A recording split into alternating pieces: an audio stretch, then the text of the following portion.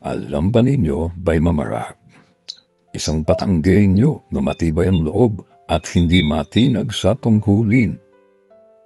Iyan si General Renato S. de Villa mula sa hanay ng Philippine Constabulary hanggang sa prestihiyosong Philippine Military Academy. Siya'y hinubog ng disiplina at dangal sa ilalim ni Pangulong Cory Aquino,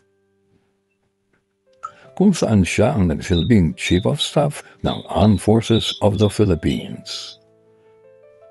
Pinanday sa gitna ng hamon ng demokratikong pagbabago. Kalaunan sa pangumuno ni Pangulong Fidel Valdez Ramos, siya ang naging kalihim ng National Defense, matibay na haligi ng pambansang seguridad. At sa unang bahagi ng 2000, siya naman naging Executive Secretary ni PGMA. Huwarang leader, magiting na kawal at tapat na lingkod bayan. Hindi lamang siya namuno, kundi nagbigay inspirasyon sa mga kabataang opisyal ng sandatahang lakas.